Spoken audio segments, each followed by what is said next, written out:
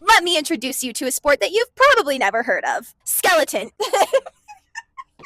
Okay. Skeleton is a Winter Olympic ice sliding sport where we go face down head first at 80 miles an hour. If it sounds like a turbo penguin going down the ice, then you're right. That's us. There's two components to this. First, there's the sprint, which we refer to as the push, because we are pushing the sled while sprinting. Second, they're sliding down the track. In order to be quote unquote good at this, it takes strong thighs and fast reflexes. No, seriously. We push 60 plus pound sleds with one hand bent over at a 90-degree angle to then rush down the track head first, experiencing up to 5 G's of force on our head and neck.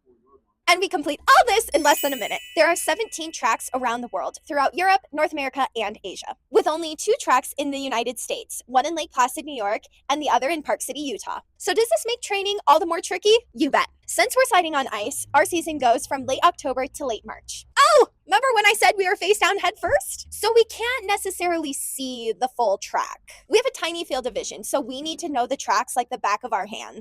And to make it more fun, no 2 tracks are the same. They range from a 6-curve, 700-meter track in Bludenz, Austria, to a 20-curve, 1,455-meter track in Lake Placid, New York. And some, like Whistler, Canada, are a doozy, with a 20% gradient and a 148-meter drop. Now, who would ever think of making this a sport? Not I!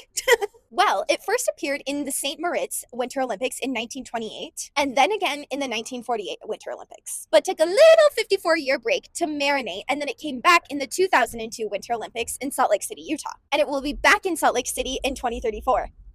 We love a full circle moment. Currently, Team USA has about 9 women competing, and I have been training for 2 years in order to qualify for one of those racing spots. Since we have a limited training window, it takes years to build up your skills and your expertise. Many women spend 8 to 10 years before they qualify for the World Cup or the Olympics, which also means most of us are older, starting at the age of 22 to 24, sticking with it for years and years, training our push in the summer and our driving in the wintertime. After this Olympic cycle, we will have 3 women retiring, which means we could use some more badass women on the roster. So, who wants to be the next silver medalist?